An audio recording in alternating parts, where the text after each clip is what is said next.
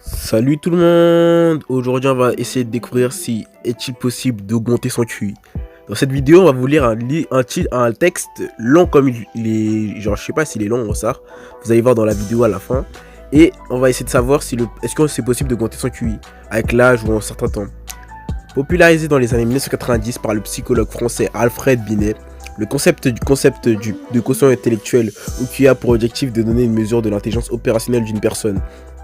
Au regard de la définition extrêmement polysémique de l'intelligence, les tests de QI standardisés ne mesurent que des aspects particuliers de l'intelligence.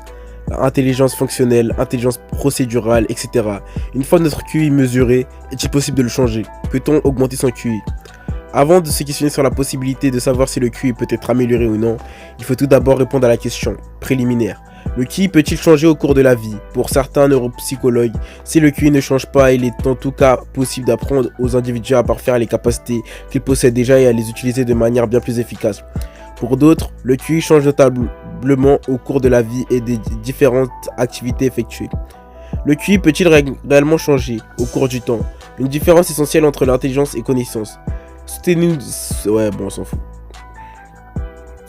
Pour Jack Naglieri, professeur à l'université de Virginie, la réponse à cette question, comment beaucoup d'autres, dépend d'un certain nombre de facteurs, que les recherches ou les scientifiques ont rendu les gens plus intelligents, c'est-à-dire améliorer leur QI, ont surtout en réalité amélioré leur manière préexistante de fonctionner. Il est par exemple possible de rendre quelqu'un meilleur en mathématiques sans lui enseigner directement les mathématiques. Ainsi, apprendre à un enfant à se concentrer, organiser ses pensées et planifier ses tâches le rendra plus efficace dans toutes les matières scolaires simultanément. Ce n'est donc souvent pas l'intelligence qui est augmentée, mais des capacités initialement présentes qui sont améliorées. Comprendre les changements dans le QI nécessite également d'examiner attentivement la façon dont l'intelligence est mesurée. Les gens confondent intelligence et connaissance. Nous pouvons tous étudier et améliorer notre vocabulaire, mais cela ne nous rend pas techniquement plus intelligents. La meilleure façon de mesurer l'intelligence est de mesurer les capacités qui sous-tendent l'acquisition de connaissances. C'est pareillement des connaissances dont nous disposons. Des preuves claires de changement de QI. Pour Richard Nisbett, psychologue à l'université du Michigan, la réponse est claire. Oui, votre QI peut changer avec le temps, mais les tests de QI vous donnent la même réponse dans une très large mesure.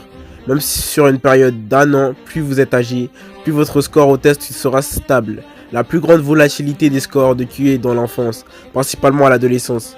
De plus, le QI moyen des personnes évolue avec le temps. Fondamentalement, les gens dans les sociétés industrialisées modernes voient leur QI augmenter. Les QI augmentent de 3 points par décennie en fait. Il y a eu une augmentation de 18 points en 1947 et 2002. Ainsi, le QI moyen d'un jeune de 20 ans en 1947 était inférieur au QI moyen d'un jeune de 20 ans en 2022. De même, pour... Bon, mon téléphone allait tomber. On reprend. Ouais, attends. De même pour Stephen Ceci, professeur de psychologie du développement à l'université de Cornell, le QI change au cours du temps et de nombreuses études sous-tendent ce fait. Un article de novembre dans la revue Nature par Price et ses collègues en était un exemple. Elle comptait 33 adolescents âgés de 12 à 16 ans au début de l'étude. Price et son équipe leur ont donné des tests de QI. Les ont suivis pendant 4 ans puis leur ont remis à nouveau des tests de QI. Les fluctuations d'une QI étaient énormes, plus de 20 points de QI d'une manière ou d'une autre. Ces changements dans les scores de QI n'étaient pas aléatoires.